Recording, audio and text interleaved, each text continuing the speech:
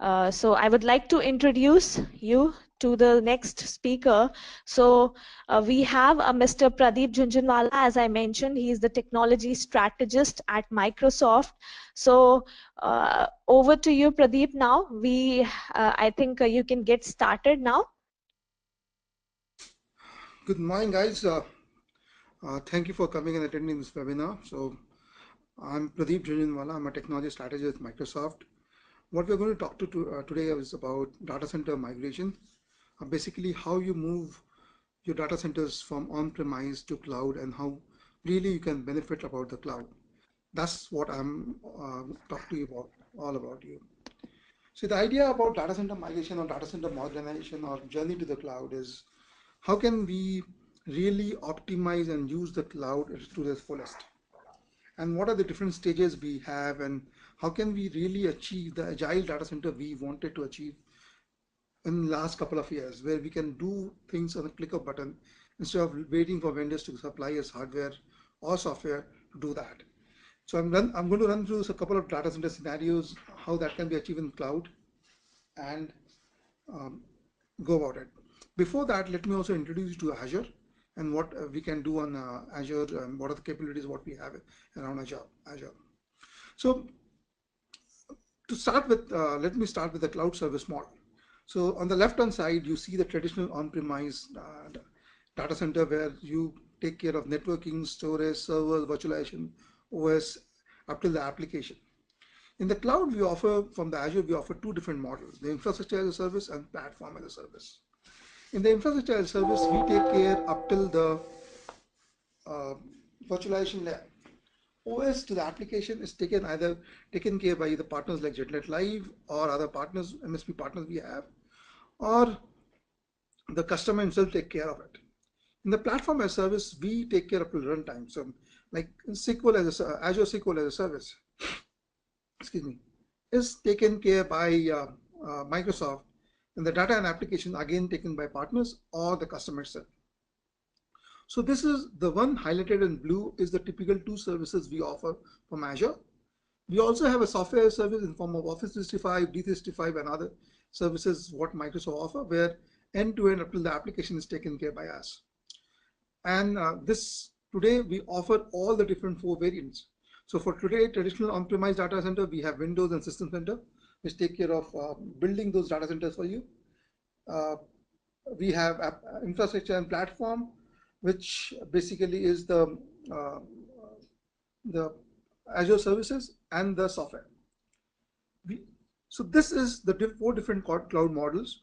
Today, people also talk about hybrid, where we have traditional on-premise and infrastructure as a service or platform service working together.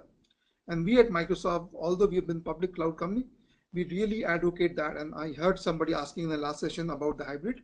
So we really, really advocate that, and we truly believe that. And I'm going to talk to about that in a few slides. Slides. So moving to Azure. Sorry, this is an eye chart, but then we offer more than 200 services on Azure platform. And the one marked in yellow are some of the infrastructure service we offer in form of computes, which is containers, batch services, remote app, VM skill set, dev and test lab, hybrid cloud. That's where our hybrid comes in, along with Azure Stack, the complete infrastructure service with compute, storage, and networking, and obviously security and management with OMS and security center. We do complete management. So there's a ton of automation, ton of services we offer from cloud to the people as a form of infrastructure service. The one not marked in yellow are the platform services, which is application platform, media, CDN, integration services, web services, developer services, and much more. So there we have more than 200 services we offer, and this is what makes us unique because when I show you the demo, it'll make you it will actually give you a glimpse of how we can really do stuff in few clicks, which takes a lot of time in traditional data center. How we can really set up a true hybrid cloud. That's what we are going to talk about. So in a nutshell, Microsoft Azure is standing on four different pillars: global, trusted, hybrid, and open. So these are the four different pillars we believe in. And I'm going to talk about all these different pillars and say how we really use this pillar to transform the data center. So why I called it a global data center or global cloud? Today we are available in 42 regions, 32 are live, 36 are live, 6 are going to be live very, very soon. So that's the footprint. This is 2x compared to any other public cloud provider. So we are double in size compared to regions from any cloud provider. That's the strength. So wherever your customers are, we can reach them and be a part of it. The way we provision our data centers are always in pairs, because we believe that to do a true DR, you need to be in 2 locations across in a country. Apart from Brazil, every other country we have geo pairs. In India, we have three locations: central location, western location, and south location. So if your customer want to really take a DR, he can really go across 100 miles and do a true DR. He does not have to depend on a single city to do a DR. That's one of the most differential factor we have. Across any cloud, we are available across 2 different locations. In terms of networking, we are connected across so many hops to 10G pipes. So you can actually have direct connectivity across from your on-premise data center to your cloud, which is Azure. Now that's about the scale and the global reach what we have. Now the second thing is trust, or how you measure security. There's one way saying that we are very secure, and there's the discussion changes other way around when you say the industry says that you are very secure, or the regulator says that you are very secure, and even when the regional regulator says that we trust this provider. Today, Azure has the highest number of compliance certification in the industry for any public cloud provider. Most of the global certifications are available for Azure, whether it is a healthcare industry where we talk about HIPAA, or whether there's a financial industry where we talk about PCI DSS or FedRAMP or other thing.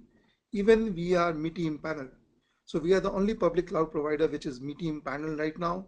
So for hosting government workload also, you can go ahead and host those workloads on Azure. That's why we say we are the most trusted cloud platform on earth, because we don't say that. The industry and the regulator says that, because that's the way we manage our cloud. Now the third pillar is the hybrid, and this is an important topic when we talk about data center migration, because when we migrate a large data center, we can't do it overnight. It will take its own cycle, 3 months or 6 months of cycle to move it. And most of the time, a lot of times, a customer will want to have a hybrid setup where he want to have some portion of the setup maintained in his own data center or his colo provider, and remaining he want to move on Azure. But how can he do that? So take a classical case of a typical SaaS application we provide, Office 365. We even have a hybrid capability in doing that, where portion of his mailbox can reside on his mail Exchange server, on-premise mailbox server, and remaining can be on O365. Even for a database like SQL, we do hybrid capability where on-premise database storage can be stretched to Azure SQL database, things like that. And we can have Azure SQL database and SQL database working in tandem. When we talk about DR management, all have hybrid capabilities using OMS and Azure Backup. We understand that when you want to manage a single pane of glass across cloud and on-premise, the OMS gives you that capability, where you can manage not only the VMs which is running on Azure, even the switches or routers running on-premise to really do that. Hybrid storage, networking, and top of it, the whole hybrid platform, which is Azure Stack. So I understand there are a couple of services we talk about which is hybrid, but then the customer will come and say that I want to have the same environment what is running in Azure on my premise. And how can I do that? Can I run a mini version of Azure on premise? And we say yes to that using a technology called Azure Stack, which we launched a couple of months back. So you can actually run a mini version of Azure on your premise called Azure Stack. And I'm going to go a bit more detail on that in the next slide. So before we talk about real hybrid power slide, let me give you a overview of what runs in Azure. So if you look at the slide on the left hand side, Azure has 4 different logical layers. The cloud infrastructure, which is the storage, network, and every other component which runs on it. The Azure IaaS and PaaS service, which is basically all the services what we offer. The second slide, the busy slide, what I showed to you, more than 200 services. What is running on Azure is all Azure IaaS and PaaS services. The Azure Resource Manager.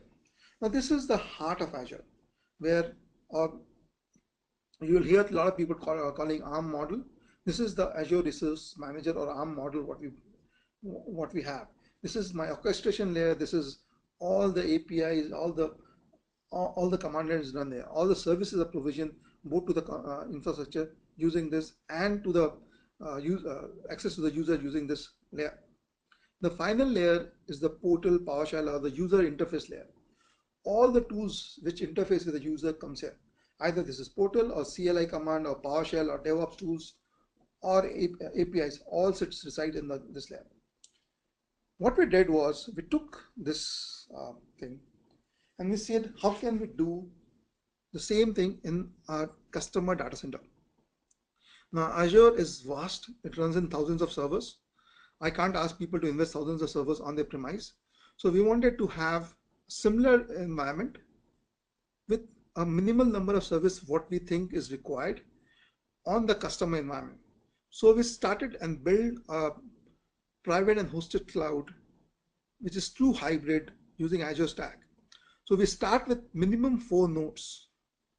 So what we're talking about on the left hand side, which is Azure Public, can be on your data center in minimum 4 nodes with the predefined standardized hardware what we have done, working with our partners like Lenovo, Dell, HP, and Cisco. So that's the cloud infrastructure what we have. The second layer is the same Azure IaaS and PaaS layer, but yeah, we are not giving you 200 plus services because we believe that every enterprise will not require that. We are giving you a subset of that services here. On the top of it is the same Azure Resource Manager. And on the top of it is the same user layer.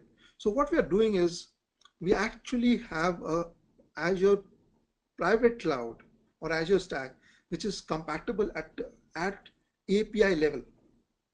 So what I'm doing, what I'm enabling you to do that. So look from the IT point of view, whatever he sees on Azure or whatever is learning on Azure, he can implement on the private cloud. Or whatever is implemented on private cloud, he can just move to Azure public. From a developer point of view, because it's API compatible, wherever he writes the applications, he can just move the application across.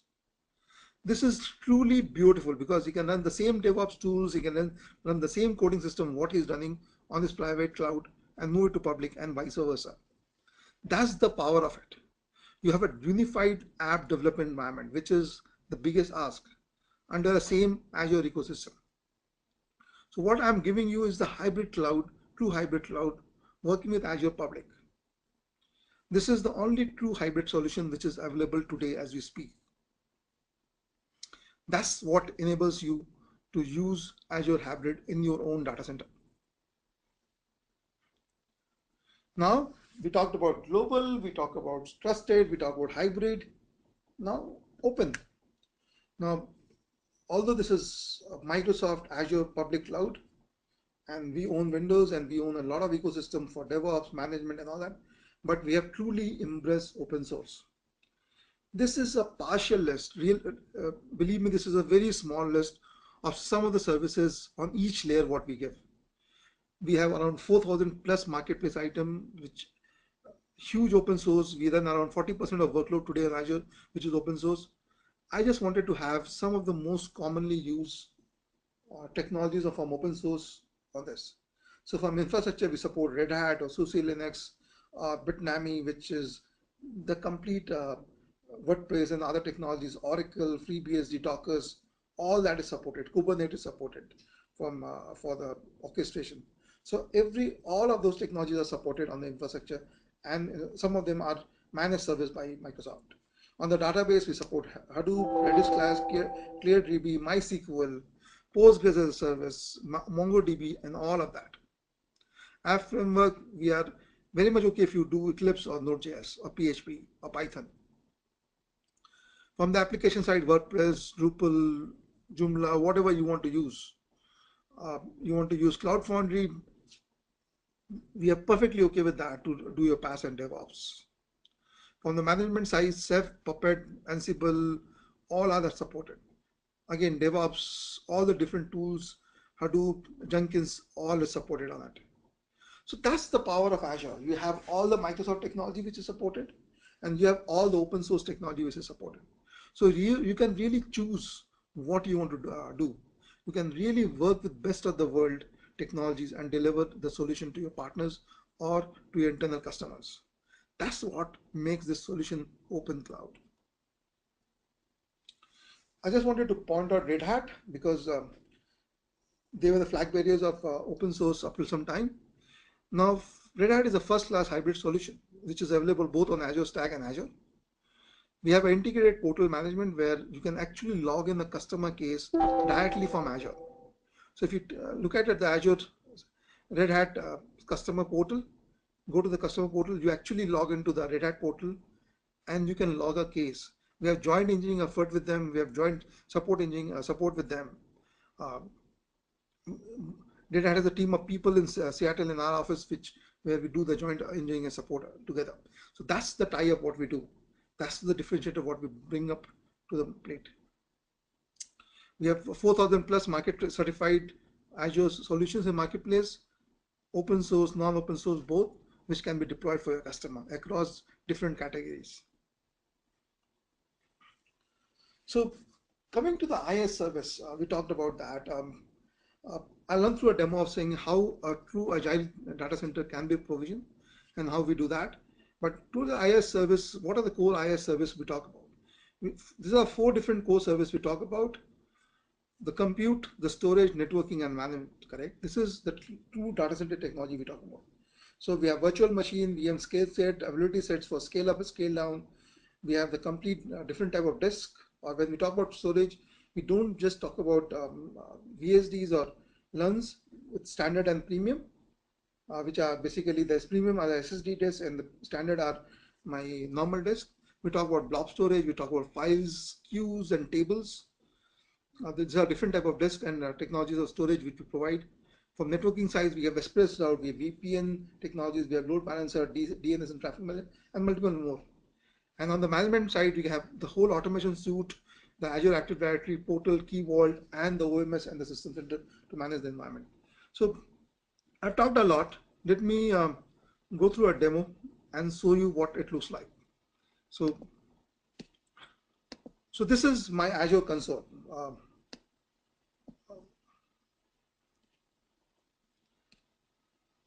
Now, the way to start generally is basically I have logged in using my Azure console, my credentials.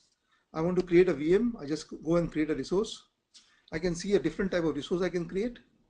I choose compute. I can see all the different type of VMs I have on my marketplace. So I have so this is a huge list of VMs I can go and create. And you can see a more in every section. So there's a huge list which I can go and create. So I can choose Windows Server. I can see different flavors of Windows Server which I can go ahead and create. So let me choose a data center version. I go and say create. It asks me for some basic parameters. What is the name of the VM? Say World Cloud Summit. It asks me the type of disk I want to use.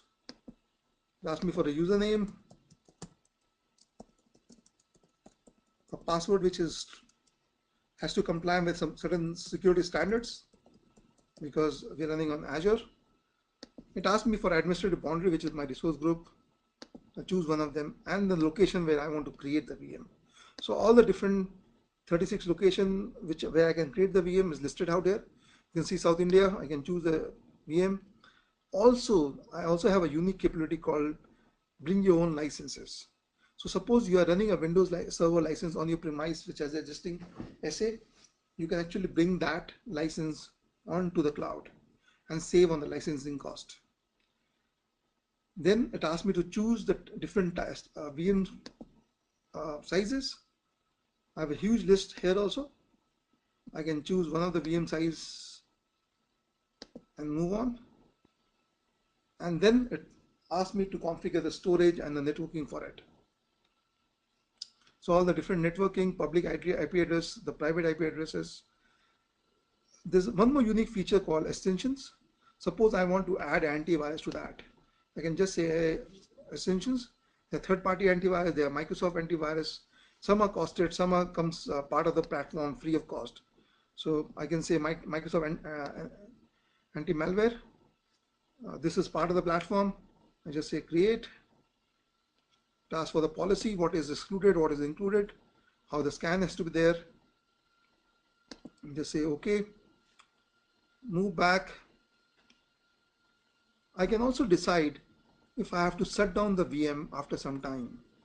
Suppose I've created the VM, but then I know that I'm going to need this VM after 12 hours, or I need this VM after 6 hours. I can actually define a shutdown time.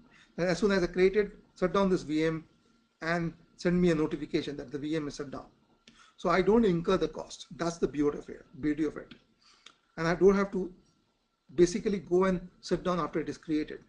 So I just say okay, and the VM will go and get created by default. So I'll just say, agree to the licensing terms of Microsoft and say okay, the VM is created. It will take its own sweet time. You have a bell icon on top which says that which VM is created and how much, what are the process under it today happening. So what I've done is, for the sake of time, I've gone ahead and created a VM already. So this is one VM which is already created, which I've done that. I can see what is the uses of the VM by default from the console. I can go and say connect, and it will go and connect me through RDP session to this VM. It will open the RDP session to the VM, and I can go and connect to the VM. It will show me a window screen, nothing great in that. I can do that. I can see whatever activities happened on the VM, who is logged in, who is not logged in, when it was started, when it was stopped, all up here. I can put access control on it, so I can put a complete RBAC on the VM from the console itself, or I can put a policy that whenever a VM is created, this RBAC is automatically applied. Now let me come to the real portion of the VM where we want to really do the stuff what we want to do in the data center and transform it, correct? So the first thing what I want to do is put a firewall to the VM. This can be a Windows VM, this can be a Linux VM. We're not talking about Windows firewall. We are talking about a firewall at a network level. This is a layer 3 or layer 4 network layer firewall. I can go and basically apply a firewall directly to this VM. So you can I can do all of that from here. I can apply the firewall. I can do all of the settings directly from here. I can see which is the subnet it has connected to. Subnet it has connected to. What is the DNS server which is attached to it? All those can be done directly from this place.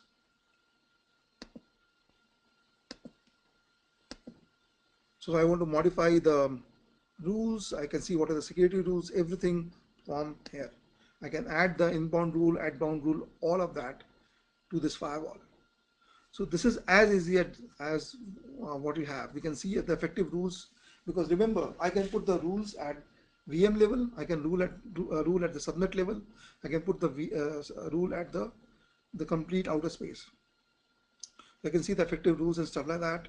I can see which is the NSD, which is network security group associated to it, and I can go and modify all of that from here. So that's what I can do with the firewall itself. Let me go back to the VM. I have disk here.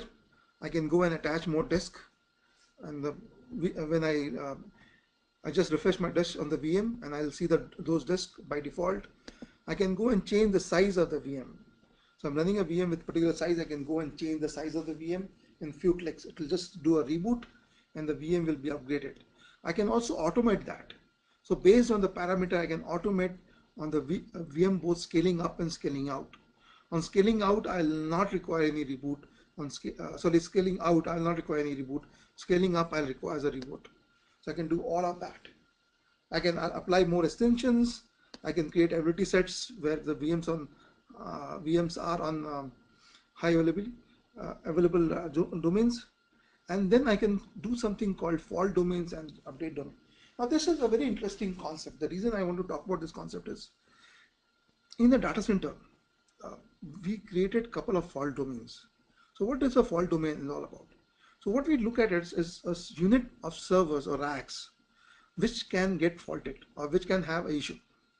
So when we are running two VMs in HA, we want to make sure that if a whole rack goes down also because of some reason, the two VMs are spread across two different fault domains. So even a rack going in data center does not prevent the user functioning. The whole idea is if I have two VMs in the ability set, I will spread across two different fault domains or two different set of racks. So even for some reason, one portion of rack goes down, my service is up. Secondly, we also have a concept called update domains, where when we want to update something on the data center, we can spread your VMs, which are in the same ability set, across multiple update domains. So your functioning is not affected by one set of racks going down in our data center. This is very, very unique to us because we go ahead and take that care of making sure that the VMs are spread across if we have multiple VMs servicing the same set of function to same set of clients. Let me go back to the Fluent and then let me show you some of the other cool things what we can do. Now, suppose I want to do a DR of this VM, which is one of the most thing people want to do, and I want to do a DR across multiple locations. So today, I can this VM is running in Southeast Asia, which is Singapore. I want to do a DR. I can go ahead and choose which location I want to have. So suppose I choose East Asia. So this is my source VM and this is my target VM. So it's saying that it's going to create a target which is PJ123/ASR. It's going to create a target cache storage and it's going to do a replication setting. So this is a profile of replication which is going to happen. And the best part is if you go down, you can actually see which is the current location where you can do the DR. So all the one in mark in green, you can do the DR from there. So from Southeast Asia, you can do it in India, or you can go ahead and do in East Asia, which is Hong Kong, or you can do in Japan or Korea. So you can choose all this location, and if I click enable replication, it will do a validation. This is done, and my replication is started. So it is doing the replication in a single click across regions for my VM. And the best part about it is it's not going to cost me a lot. I'm going to charge a small fees, which is like $25, irrespective of the size of the VM, and a storage cost, what is going to replicate. For the only time when the VM is up on the other region, when you really do the DR, when the VM will be down in the primary region, we are going to charge for that. So think of it, you're going to pay only for a single VM plus a small fee to get a DR solution up and live. That's the beauty of the solution. In a single click, I can do a DR of a VM across two data centers of Azure very, very easily. Think of the power it is giving in the hands of the user, because today to do a DR, it takes a lot of planning, it takes a lot of effort to do that. You can do this with few clicks. That's the whole idea. Similarly, we can click on backup and we can define the backup policy or use the existing policy what we have, and my backup will be, I can say enable backup, and my backup will be enabled for this. Again, it submitted the job and my backup is done. For me, I can do the update management, And the best part is I can do it for one VM or multiple VMs together using the tools what we provide. And I can do that. I can just say enable this feature and it will tell me which are the critical updates or security updates missing in it. And all the update can be done. Now we talked about what we can do with a VM and how agile I can give you the whole VM. So think of it. Typically, if you want to do this activity in a traditional data center, if I want to do a DR, I have to set up the whole storage replication. I have to set up a whole different site. I need to establish the connectivity. I need to buy a couple of softwares to do that. And then I have to have a huge amount of monitoring software to monitor whether the DR is happening or not. Here, by few clicks, my DR is done. This is true DR as a service. My DR will be up and running. So it's just taking few time because it's based on the size of the VM. It's going to replicate first time and my DR will be up. Now we talk about DR, we talk about backup, we talk about update management, we talked about different security, what we can apply, but then as a whole, how can I know what is the health of my current deployments? What is the security holes in my deployment? What are the patches missing in my environment? What are the recommended setting which is not there? So we have something called Security Center. Now, this is a beautiful tool because what it does, it scans whatever you are running in your environment and tell you what is happening. It gives you recommendations. It gives you what are type of security solution you have to apply. What are the prevention you have to do on compute, networking, storage, and applications. If it detected any attacks, it will tell you that. So it will also tell you which is the most attacked resource. All of that in a single console. So it has 11 recommendations for us right now. We can go and see what type of recommendation is giving to us. It's saying that we have not added a web application firewall to a machine, which is a web service. And we all know that is a problem. We have not added a firewall to an endpoint. The subnet is not properly configured for with a layer 4 firewall, which comes free with the cost. There are VMs which are missing updates. There are VMs which are missing encryption. So what it's giving you is basically a holistic view of your security across the VM. And not only the view, I can go drill down and see the compute layer. I can see what is happening really in the compute layer. So OS, you have two of them which is out. System updates, I can go down and actually apply an update from here, both for Windows and Red Hat. That's the beauty of it. So once I configure the update management, I can actually apply for that from here. Now look at it from networking side of view. We created endpoints, correct? We have done all that, but then there are certain endpoints which does not have firewalls. Certain has it. It's saying that this default endpoint subnet does not have firewall. Please go and enable that firewall. Now, if I have a large network, this is a very, very tedious job. Even if I have 50 VMs running on 10 different subnets, it's very, very tough to understand whether my network firewall is configured out properly or not. This is what enables me to do that. It says my storage and data are perfectly fine. On the application side, it says that there's a web application. I don't have a firewall applied to it. And if I go here, it will ask me to basically create a new web application firewall by default. So I can go and create a web application firewall for that application right from here. That's the beauty of it. That's the beauty of it. Now I told you, correct, there are some threats which attacked. So I can go and see what was the threats which happened. So there is an incoming RDP which is happening on my machine and which is not supposed to be right. I can go and see what is the threat and then I can take a remediation method on it. Tell me what happened, which is the IP address it's coming from, everything. If I know this is right, I can basically ignore it. I know this is not right, I can take actions against it. I know there's a brute force attack on RDP which is happening. Now think of it. To do this on a data center, this takes a huge effort, huge amount of intrusion detection software to be deployed. There's a different team to do it. Here, I'm doing the same activity in few clicks. That's what the data center transformation is all about. from what you did there in on-premise.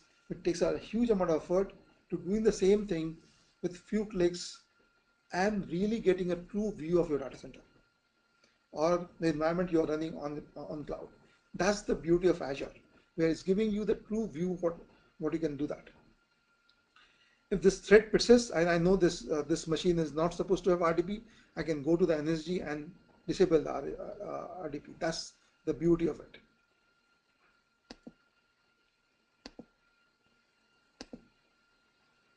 I can see which are the most attacked resource. Today I have only one resource attack, otherwise I can see that. I know all of that happening live here. There's one more feature which we just introduced last week, which is called just-in-time VM access. Now, this is a great feature, and the reason I'm talking about that is a lot of time we have to give access of that machine to our colleagues, our vendors, but then we give the access and we forget about it. This is a feature where we can give the access for just the time or just few login. And after that, after the user has logged off, we really don't have to remove the login because that is done by the system. Now, think of it. Most of the time we give access and then we forget to do that, and that's a big security hole. With this, I can basically be secure that if I'm giving access to my VM, I will give it for some time, particular time, for the particular user, for a particular function. And then I know when the user logs off, that access is gone. This is a really peace of mind solution because this is really helping me solve that. I can also go ahead and do application whitelisting, saying that what are the application whitelisting I have to do, and all that, which application can run, which application can't run on the VMs, all that using that. We also have something called desired state management. So I can create a desired state profile for a VM's application, and any deviation, either I can block it or move it back to the same stage, or it will alert me that this is the deviation which has happened from the desired state and we need to take some action about it. We also have the complete automation and orchestration playbooks here. So we have a huge amount of playbooks which can be added. You can add your own playbook. So basically all the automation which I talked about, like there's a detection which is happening, correct?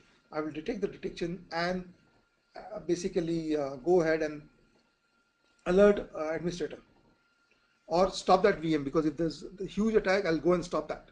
So I can do all sort of automation directly from the security console itself. That's the beauty of the whole thing. So think of it, the job which we're trying to do on a traditional data center, which takes a lot of time, I can do the same job on Azure, which takes a very minimal time and very, very small time and effort. That's the beauty of, that's what I'm talking about, data center transformation, where you really transform your data center to agile data center.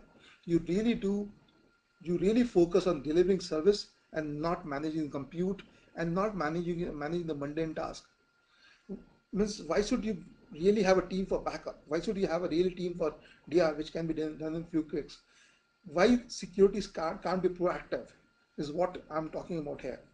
Because this is what really makes the data center the next generation data center and really makes it agile. Similarly, we have the complete monitoring solution or the load balancing solutions, everything coming here. We have advisors which can say that we are not using the resources in an optimal way. You have to shut down, basically go down on the cost of the VM. So we have cost advisor, we have performance advisors. We will tell you whether there are machines which are missing high availability, security, stuff like that. All that coming in a single pane of glass. Think of it. Today, when a CIO want to know what is my optimal use of the resources, are the all VMs running at 40% or 70%, or some are running at 10%, I can actually open this glass and say that, okay, this VMs are running at 70%, this are running at 40%. Do I need to optimize it? Do I need to automate a script saying that this VM runs for 70% only at the end of the month? For the rest of the month, they only consume 5% resource. Can I put a script saying that from 25th, 1st to 25th, it runs on a lower series, and on 25th, it moves to a higher RAM and core.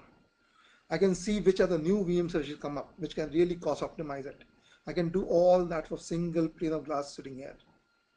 That's the power of Azure, which can give you a really true agile next generation data center running for your customers and internal people. I can go and give a lot of demos on it, but this is some of the stuff what we have. Now moving back to the presentation. This is the last slide which I want to talk about, saying that what is a cloud journey and what we are talked about. So generally today what we do is we lift and shift. We move our whole premise or application to a cloud. We optimize on the core because we have a P2V ratio on the data center side, which is 1:4 or 1:8. We on the cloud, at least on Azure, for most of the VMs, it's 1:1. So we understand that we require lower core. We change our networking. We need to be hybrid networking. We do the migration and stuff like that. And then we enter into DR, backup, monitoring, security, and compliance, what I talked to you about. So this is, so whatever data center transformation I talked to you, still the value to the customer is still 50%. The real value comes from when you start doing cost optimization or automations, or start using the true DevOps, auto scales and capability like that. And the final, if you really want to take the advantage of the cloud, you really move to additional service, you move to PaaS services. Instead of using SQL VMs or MySQL VMs or database VM, you start using as a service. Now, what's the beauty of it, correct? I can scale on demand. The backup is taken care by the provider. The HA is taken care by the provider. I can have multiple copies very easily done. I have things like Cosmos DB, which is a planet scale database. To really replicate a database from one data center to other data center, I have to just do few clicks. I really don't have to set up a replication methodology. I can refactor application. I can start building microservice based application. I can start using containers, all that. And the last is whatever I've learned for organization, what is best for my organization, can be IP which I can sell to other organization also. With the cloud, I can really scale that. I really don't have to set up the environment. That's where the whole cloud journey is, where you lift and shift your current environment, monitor it, optimize it, and truly transform it to really take the power of the cloud. And this is an iterative journey, correct? So after transformation, it does not stop because you have to still go on monitoring and optimizing it. And because cloud is an evolving platform, so new services will come in. You have to take new type of features will come up, and you have to keep on taking advantage of that. That's what the cloud journey entails to, where we can really optimize or digital transform your data center to the next generation data center. Guys, that's what I had for you guys. I'll open the floor for the questions. Uh, there are a couple of questions I have, and I'll try to answer that. Do you have tie-up with multiple? Sorry, this is I suppose from the old. So guys, I've opened the thing for the questions. You can ask the questions and um, go ahead. Either you can put the questions on the chat window, or you can voice it out. So Pradeep, I think we have few questions where the first question says, where do I get BOM for a small data center? So Maybe I can paste the questions on the chat for you. So we have a beautiful tool called Azure Pricing Calculator.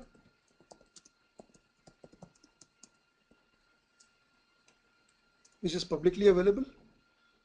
Um, you can go and choose whatever service you want to add. Suppose I want to buy a VM, and I choose the location, again, suppose Central India, because I'm presuming that people want to have that in India, Central India, West India, South India, and can choose the size of the VMs and stuff like that, and build a BOM of yourself, or you can contact my partners who can help you build the BOM for you guys, or you can contact Microsoft guys who can build it. So this is there are multiple ways to get the BOM. Either you can build yourself, or contact my partners who can help you out, or contact Microsoft who can help you out. Second question: how to improve and convey our Indian medium-based business to for data security practices, because most of the companies still worry about data security. Can you give some technology tips to us? Yeah. See, what I do personally when I have to talk about data security and the VM security, stuff like that, I go and show them a demo of the security center.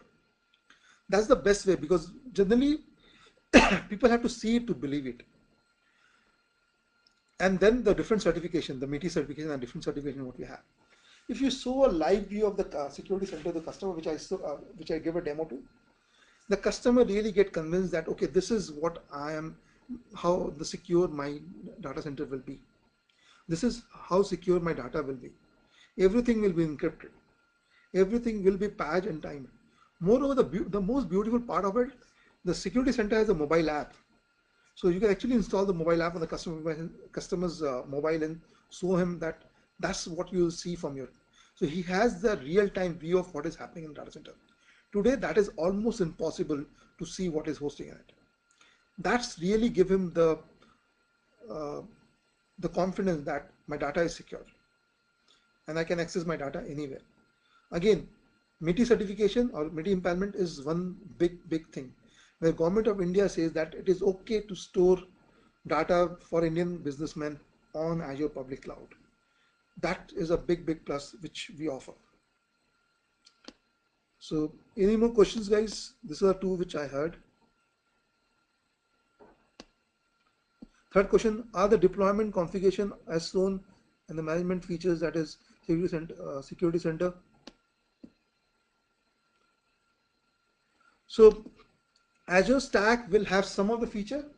The security center will be a hybrid feature. You'll run that from Azure. But yeah, a lot of deployment which are shown will be same. Like creating a VM, creating a backup, all that will be same. Azure Stack Console is same as the Azure Console with a limited set of features. Whether will I have all the features? No. Security Center is not available on Azure Stack, yeah, but deploying a VM is same as you see on Azure today. Doing a backup is same as I showed you. Deploying extension is same as I showed you. So most of them yes, some of them no. So there's a list of it which is available on public cloud. You can go ahead and see that. The question is how to improve and convey.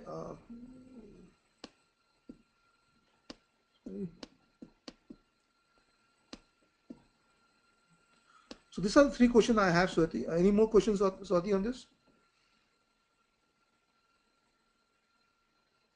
Yeah, Pradeep, there are a few more questions, but I think we are running out of time. Maybe we can answer them separately. So, guys, thank you so much for all your queries. And Pradeep, thanks a lot for sharing such an insightful